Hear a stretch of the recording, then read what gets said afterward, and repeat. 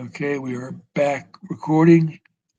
So the coverings of the central nervous system and the spinal cord. The first tough fibrous covering is called the dura mater, or the tough mother. It has a very thick fibrous layer, and it has an epidural space above the dura of the spinal cord. Then you have the arachnoid layer where the cerebral spinal fluid is, and then you have the thin covering called the pia mater, the delicate mother.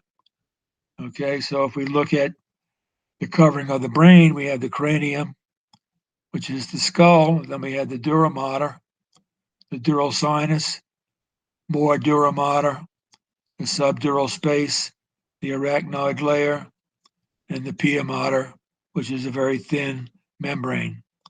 So cerebral spinal fluid is going to be going through this arachnoid matter.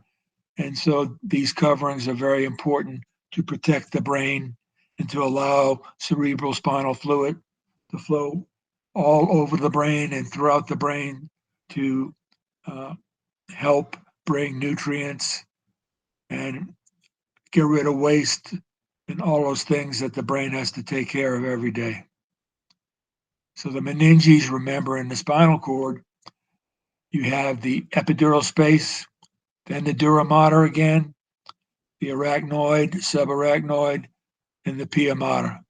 So the spinal cord is covered by all of these various meninges of the brain, and they protect the delicate nervous tissue in the spinal cord and in the brain. Okay, so we have all of these spinal nerves, and they're grouped and named according to their location of where they leave the spinal cord. Cervical nerves, thoracic, lumbar, and sacral. So these are going to take care of the muscles and stimulate the muscles and various functions, because spinal nerves send out impulses and receive impulses from the exterior. So the spine, the vertebral column, has a cervical area, thoracic, lumbar, and sacral. The cauda equina means horsetail, and it's the end of the spinal cord that looks like a horsetail. So these spinal nerves are involved in muscle contraction and receiving sensory information from the skin, pressure, heat, pain, and so on. So if you take a cross section of the spinal cord, you see the gray matter is in the interior of the spinal cord. Sensory information comes in and goes through the sensory neurons and goes into the dorsal horn. So this is the gray matter. This is the ventral horn. So sensory information enters here.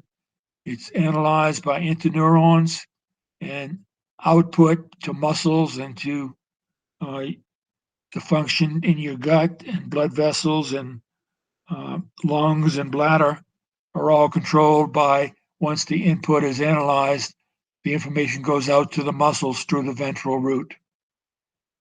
If we look more closely at this, we see that this gray matter has a hierarchy of how where the sensory neurons come in from the muscles. Is that anybody trying to get in? Nope. Okay. So somatic sensory is taking information from the skin, pain receptors, heat, and so on. The visceral sensory is receiving information from sensory neurons that start the process of telling whether our bladder's full, whether our gut's full, what's our lungs doing, what's all the automatic functions of the system.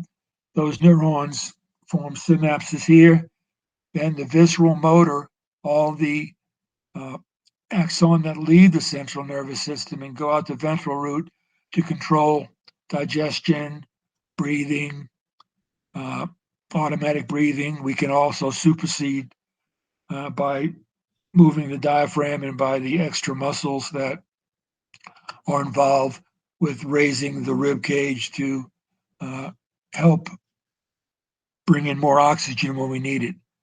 The somatic motor is all of the nerve cell bodies that send axons to stimulate skeletal muscle or voluntary muscle. This is a microscope image of the gray matter. So this is the posterior or dorsal gray horn, the lateral gray horn, and the anterior. This is also called the ventral gray horn. So sensory information comes in and is